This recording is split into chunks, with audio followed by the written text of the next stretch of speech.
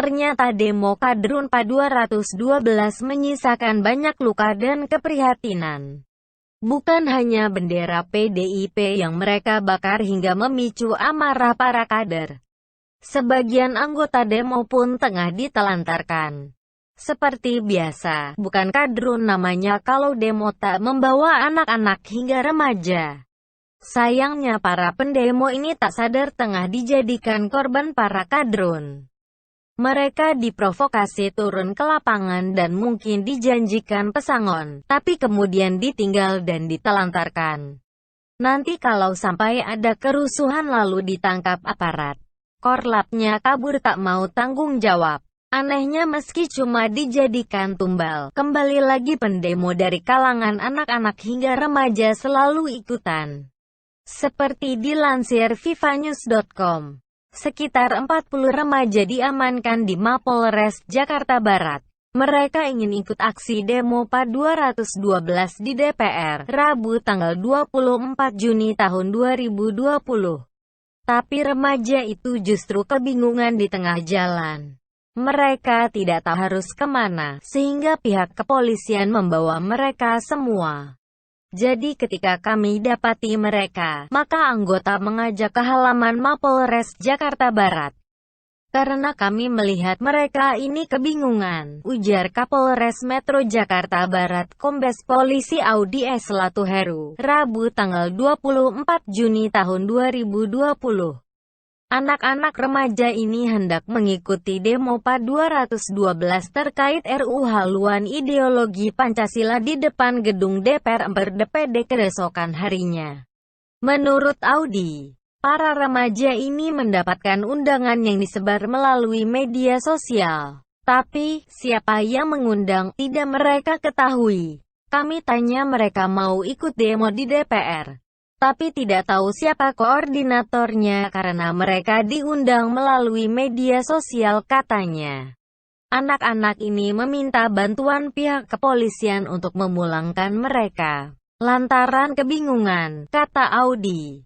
Mereka minta dipulangkan. Timbul rasa iba, apalagi Audi melihat anak-anak ini tampak kelaparan. Mereka mau pulang saja, tidak mau ke lokasi demo. Saya merasa kasihan melihat anak-anak orang ini. Dan mereka tentu merasa lapar sehingga saya perintahkan kepada anggota untuk beri makan siang terlebih dahulu sebelum mereka pulang, jelasnya. Merespon berita memilukan di atas, Denny Siregar menuliskan cuitan menohok bagi para anak-anak atau remaja yang terlantar. Kalian sih, makanya jelas di depan, minta amplopnya sebelum berangkat. Kalau gini kan rugi, disabet korlap. Demo itu pakai strategi. Dasar nyubi, tweet @Denny Siregar 7. Tanggapan Denny mungkin sekilas terlihat seperti bercandaan, tapi itulah kebenaran. Seperti sindiran yang ia tulis saat AHY menggugah tugas sekolah Almira terkait meminta presiden untuk melakukan lockdown. Denny Siregar dengan gamblang merespon kalau kekuatan Cikeas tengah dikerahkan. Setelah bapaknya minta lockdown, SBY, lalu anaknya, AHY, dan kini cucunya, Almira, diajak ikutan minta lockdown. Saking frontalnya sindiran Denny Siregar, hingga Anissa Pohan beserta kader partai marah besar. Kini ia kembali menyindir pendemo remaja kalau diperhatikan betul juga ucapannya. Harusnya mereka meminta pesangon dulu sebelum berangkat demo. Kalau mau pintar lagi, setelah minta uang dan dikasih langsung bisa pulang meninggalkan lokasi. Mereka bisa pura-pura sakit perut, belum sarapan atau ketinggalan batang dan tak usah balik, yang penting amplop sudah dikantongi. Tapi itulah generasi kadrun yang tak mengandalkan otak dan logikanya. Akhirnya mereka kini terlantar karena termakan hasutan kadrun. Untung mereka terlantar di Indonesia. Coba kalau mereka terlantar di Suriah, siapa yang mau tanggung jawab memulangkan mereka? Makanya benarlah kalau ada yang mengatakan bahwa beragama juga harus menggunakan akal pikiran. Jangan tanya di mana suara KPAI apalagi Gubernur DKI. Giliran ada anak dilatih bulu tangkis. KPI sigap merecoki, giliran terlantar seperti ini suaranya hilang. Memang enak bersinggungan dengan pengusaha yang musuhnya juga pendana besar ketimbang ribet ngurusi anak-anak.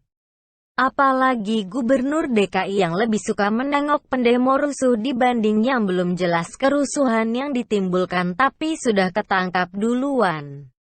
Akhirnya bahaya laten kadrun bukan hanya soal isu PKI beserta pendananya, jauh di atas itu mereka telah berhasil mencuci otak generasi muda. Anak-anak dan remaja yang harusnya diajarkan teknologi dan pengetahuan malah dicekoki jihad dan sebagainya. Semoga pemerintah dan aparat segera bertindak tegas. Bukan hanya menangkap pembakar bendera tapi juga membubarkan ormas-ormas yang menaungi kadrun. Kalau perlu menangkapi pentolan mereka dan menerbitkan aturan larangan bagi ormas pendukung khilafah untuk beraktivitas apapun.